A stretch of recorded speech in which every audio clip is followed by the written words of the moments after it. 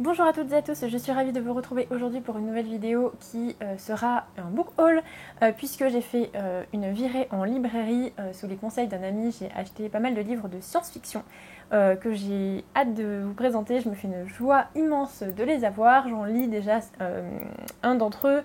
Et parmi ce book haul, il y a déjà un livre que j'ai terminé, donc on est bien, tout va bien. On va commencer tout de suite avec Le Château de Hurle de Diana Wynne-Jones aux éditions Inis, qui est le roman qui a été adapté par Miyazaki sous le nom Le Château Ambulant, qui est un film d'animation que j'aime énormément, vraiment, je le trouve formidable, c'est un de mes films préférés et ça faisait très longtemps que je voulais lire ce livre, sauf qu'il n'était plus vraiment édité en français. Il était introuvable et j'avais déjà commencé en livre numérique mais c'était pas pareil, j'avais envie de l'avoir en papier. Et il se trouve que la maison d'édition Inis a relancé un peu le truc avec une magnifique édition. Je trouve la couverture incroyable, le livre est très très beau et je suis ravie de l'avoir lu. Je ne vais pas développer énormément mon avis ici, si ce n'est que j'ai adoré cette lecture, vraiment, je l'ai trouvé super et je vous conseille si vous aimez un tant soit peu le film d'animation parce que c'est très fidèle, c'est pas très fidèle dans l'histoire, il va y avoir des changements quand même, mais dans les personnages, je trouve, qui sont assez ressemblants, avec le même humour, les mêmes traits de caractère, et vraiment c'est super. Et donc ils vont aussi publier la suite, donc ça c'est cool, puisque c'est une saga avec plusieurs, comment dire, plusieurs univers parallèles, enfin il y a pas mal de choses qui rentrent en jeu dans cette saga là, et donc voilà, ils vont publier la suite normalement début d'année prochaine, j'ai très très hâte. Ensuite, je me suis pris, qu'est-ce que je vais vous présenter? Ma lecture en cours, Un cantique pour les Bowitz de Walter M. Miller Jr. C'est ça, hein, il n'y a qu'un seul auteur je pense.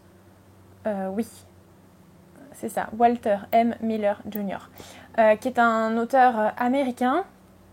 Et là, vraiment, on va être sur de la science-fiction un petit peu particulière, puisque c'est fortement mêlé à la religion. Alors pas le thème de la religion, mais plutôt la pratique de la religion, puisqu'on va suivre le frère Francis de l'ordre albertien de Lebowitz, qui, pendant qu'il fait son carême et sa garde dans le désert de l'Utah, va trouver des reliques extraordinaires du saint Lebowitz, justement.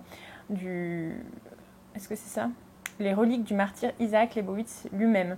Ce que j'aime beaucoup, pour l'instant j'ai lu une centaine de pages, 120, c'est que l'atmosphère me fait énormément penser au jeu Fallout, puisque ça se passe dans le désert, je crois qu'il y a eu, c'est post-apocalyptique, donc il y a un côté un petit peu post-apo, nucléaire, je crois que c'est... oui, c'est ça, le monde a été défiguré par le feu nucléaire.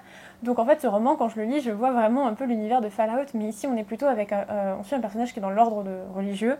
Et c'est assez cool à suivre, j'aime beaucoup.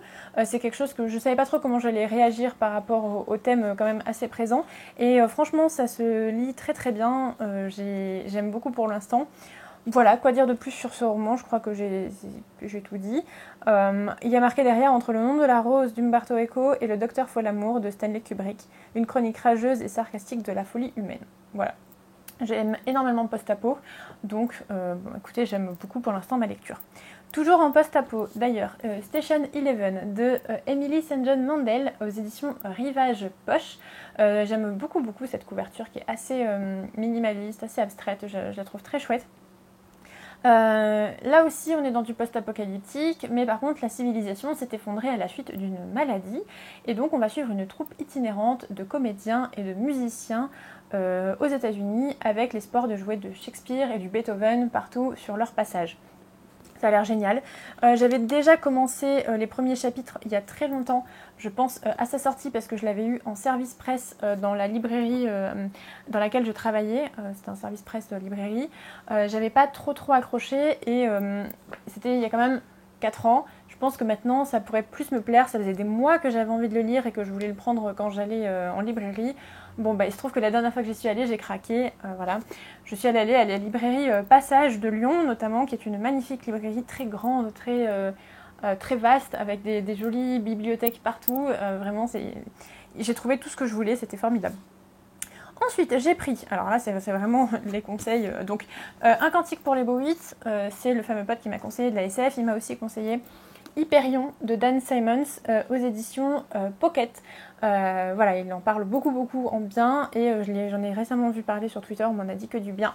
Alors là, on est dans une planète située aux confins de l'hégémonie où erre une terrifiante créature à la fois adulée et crainte par les hommes, le Gritch.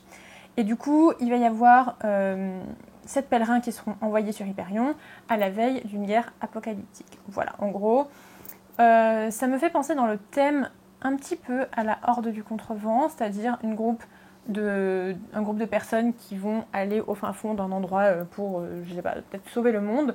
Ça fait très SF, enfin j'espère que ça va me plaire. Il y a 4 tomes dans ce style-là, donc Hyperion, la chute d'Hyperion, Empyrion, non, Endymion et l'éveil d'Endymion. Voilà, en gros c'est sous 4 tomes. 4 tomes de, là ça fait quoi? Ça fait à peu près 600 pages. Bon, je me dis que ça peut se lire et j'ai hâte de découvrir cette saga. N'hésitez pas à me dire si vous avez déjà lu du Dan Simmons. Moi pas du tout, j'ai très hâte de découvrir. Je me suis pris un livre illustré que j'ai découvert par la vidéo dans la bibliothèque de... Dans la bibliothèque de... Ah, je vais retrouver, c'était une vidéo de Combini que je trouvais très chouette. Alors, dans la bibliothèque d'Augustin Trapenard. Voilà, dans la bibliothèque d'Augustin Trapenard, cette vidéo, je l'ai trouvée géniale. Il présente plein de livres qu'il aime. C'était vraiment très chouette. Des livres que je ne connaissais pas, notamment Édouard Gorey, une anthologie. Donc lui, il présente simplement l'album des enfants fichus. Et vraiment, dans l'illustration, c'est tout ce que j'aime en ce moment. Bon, il y a marqué adulé par Tim Burton, vénéré par Terry Gilliam. Édouard Gorey, le plus grand écrivain-dessinateur du XXe siècle. Voilà, bon, pourquoi pas. On est sur un recueil d'illustrations. Je vous ferai un zoom pour que vous puissiez voir. C'est très sombre. C'est très... Bon, personnellement, j'aime énormément la couverture. Je la trouve vraiment très chouette également. Voilà, j'ai craqué dès que je l'ai vu. J'aime énormément les livres d'illustration, les livres avec ça me parle, voilà, ça me parle beaucoup. Et ça a l'air super, j'ai hâte de m'y plonger. C'est vraiment un mood dans lequel je suis en ce moment, puisque j'ai regardé récemment la série Over the Garden Wall, qui me fait penser à ça.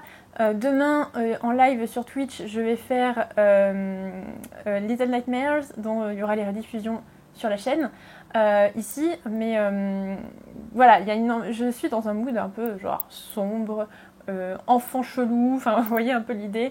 Là je pense qu'on est dans le thème, ça a l'air génial. Je ne connaissais pas, parce que vous connaissiez, moi pas, et vraiment ça me parle beaucoup. Et toujours dans le thème, hein, je sais pas ce qui m'arrive, Signal d'alerte de Neil Gaiman. Ça je l'ai pris parce que c'était mis en avant par le libraire sur la table de vente, et j'ai trouvé non seulement la couverture géniale, j'ai lu American Gods il y a vraiment pas longtemps, j'aime énormément ce qu'il fait. Et surtout, ce sont des fictions courtes et des nouvelles, et je vous disais justement que j'avais envie d'en lire. Bon, bah ça tombe bien.